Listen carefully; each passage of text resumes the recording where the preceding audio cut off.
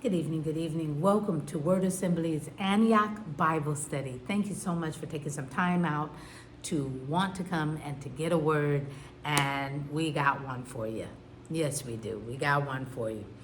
Listen, meet me, if you will, and hold your place there. We'll get there shortly. In Matthew chapter 14, and we're starting at verse 22. Matthew 14, starting at verse 22. But I want to bring you up to where we are based on what we've been talking about. Now, we've been talking about our theme, which is living for Jesus in 3D. And the first D is bringing Jesus in on every decision that we make. And if you are like me, you are noticing that we fall short on bringing Jesus in on every decision, not some decisions, every decision. We're falling short in that area. We got to get better. We got to get better to bring Jesus in on every decision that we make. And then the second D is where we've been for quite some time now, and we'll probably be there for a while, which is discipline. Because we have to have discipline in our lives. And right now we're talking about discipline in prayer. Discipline in prayer. And what better example than Jesus himself letting us know how he has discipline in praying. So we have to follow that trend. He's such a great example. Such a great example. Now, before we get to the text, I want to bring you up to the text. Jesus has just found out two things, okay? One of them is that he is just got the news, y'all, that John the Baptist was beheaded, okay? And once he got that news, he kind of went to a deserted place where he would be alone. Now, it doesn't say what he's doing when he's there alone, but that does tell us if he is praying, if he is talking to God the Father about John the Baptist being beheaded, then that gives us a key that when we're grieving, who better to talk to than Jesus himself? I'm just saying. So, it doesn't say what he's doing there, but it implies that he's talking to the Father. And then from there, when he comes out from the mountain, he sees that people have gathered. They followed him there. And they waited until he came out. They didn't go searching and looking and being disruptive to find out where is the King of Kings? Where is Jesus, the Son of God? No, they waited. And then he comes out and he is moved with compassion. Aren't you grateful that Jesus is compassionate toward us? That he loves us that much, that he shows us great compassion. Oh my goodness, I am so excited to hear that. And then they've been there a while because it says he starts healing everybody. And that's wonderful because he has compassion for the people. But then the disciples come and they tell him, you've been here quite some time, and this is a deserted place. They need to get someplace where they can get some food. And Jesus says, hey, you feed them. He says, well, we only got 5 fish and 2 loaves of bread. Bring it to me. And he blesses them. They eat. And now we come to what we call a very familiar passage in verse 22 of chapter 14. But here's the thing. If you are a believer and you've heard these scriptures many a time, and you've heard a preacher say this is a familiar passage because we've preached that before, we've been here before. But if you haven't, and this is your first time seeing this, wonderful. Okay? It's okay.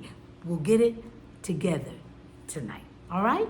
All right. Very, very good. Look what it says. It says, immediately, Jesus made his disciples get into the boat and go before him to the other side while he sent the multitude away. So Jesus got the multitude because they came for him, right? But in the meantime and between time, once the disciples start making their way to go to the other side, right? So he gets them in a boat and he gets them all set. Start going over to the other side, and then I'll take care of the multitude.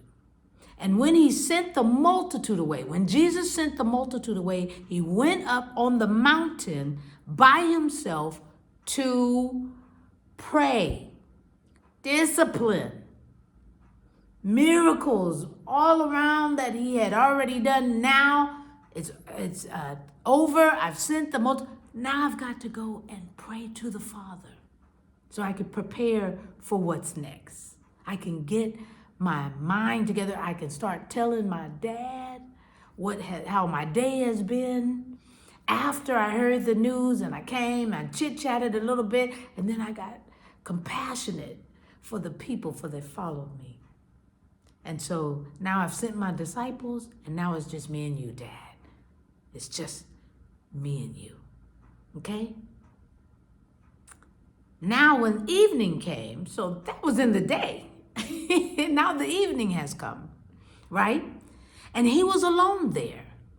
But the boat that the disciples are on was now in the middle of the sea, tossed by the waves, for the wind was contrary.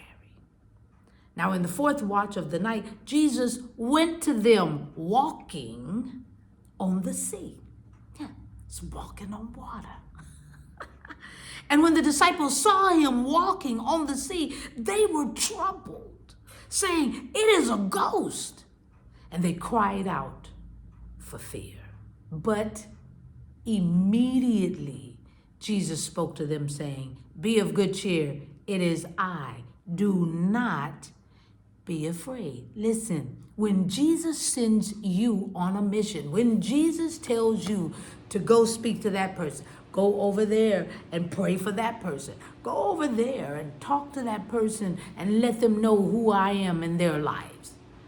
When Jesus sends us on a mission, he does not leave us. He does not leave us. That's why it says, and immediately he spoke to them. Immediately he'll be there for us. And then he says, be of good cheer. It is I. Be of good cheer. It is I. Listen, it is I can be translated, I am. So he's telling them, hey, I'm God. I've been telling you this all along. Why are you fearing? Don't you know who I am? Hey, don't be afraid. And Peter, bold Peter, answered him and said, Lord, if it is you, if it is, we're not saying it's not, but if it is you, then command me to come to you on the water. And Jesus said, come. And when Peter came down out of the boat, he walked on the water to go to Jesus. This lets us know, people of God, that whenever Christ is with us, whenever Jesus is with us, all things are possible. All things are possible with Jesus Christ. But then, he's walking on water. He's the only man walking on water, because Jesus is the Son of God. He's man, but he's the Son of God. But Peter is all man, and he's the only all man walking on top of water. He's walking to get to Jesus. That's something. Because you can do the impossible when you're trying to get to Jesus. Oh my goodness. Listen, it's amazing what you can do with Christ. Hallelujah. Hallelujah. Listen, but when Peter saw that the wind was boisterous, he was afraid, and he began to sink, and he cried out, Lord, save me. Save me. And once again, immediately, Jesus stretched out his hand and caught him. Jesus caught Peter right in the thick of things when he started to sink. Jesus puts his hand down and grabs him, pulls him up. Because when you go on a mission, not only are all things possible, but you still don't go alone. You are never alone. So you're not the one that has all power. You have the power he's given to you. But he never leaves you, nor forsakes you. He's always right there. And this is what he says to Peter. Oh, you of little faith, why did you doubt? You were walking on water, Peter. Why did you doubt? Why? And when they got into the boat, the boisterous wind ceased. So what he was afraid of, when Jesus picked them back up and they walked to get in the boat, still on water, all that was making you fearful now stopped. Because the king is on the water. The king. Doesn't have to say, peace be still, this tree. But the wind ceased. Then those who were in the boat came and worshiped Jesus, saying, truly, you are the Son of God. Now, why do we pray? What is the discipline of prayer? 1, Jesus did it. 2, it lets us know to be ready for all things possible. The wind being contrary. Well, we got to know we ain't out here by ourselves. Jesus is with us. And with Christ, all things are possible. So we don't need to fear, especially since he was the one that said, go get in the boat and go to the other side. What does that tell you? His word is true. Where are we going? To the other side. Where will we end up? On the other side. Because he told us that was the word, is to be on the other side. Listen, we stay in contact so that we don't lose our minds in between. That's why we have to be disciplined in prayer. And that's why we have to bring him in on every decision. So even when grief may take us for a moment, we still bring him in on the conversation. Because only he can give peace. Only he can give comfort. Nobody gives comfort and peace like he does, huh? He's the Prince of Peace. He has compassion. He knows what we feel. He's been there and felt that. Why would we not be disciplined in prayer with the one who prays?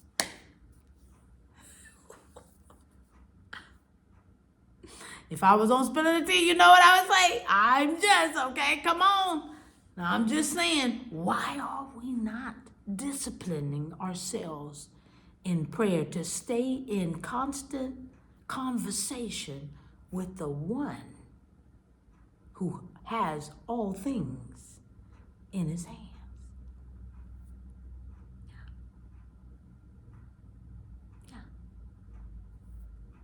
let's discipline ourselves. One, to bring Jesus in on every decision. Oh my goodness.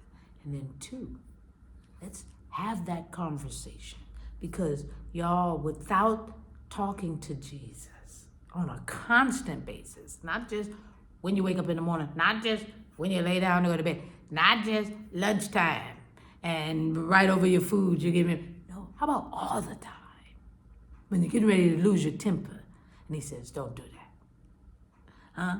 How about when someone jumps in front of you when you're driving and you're just about to go off and you bring Jesus in?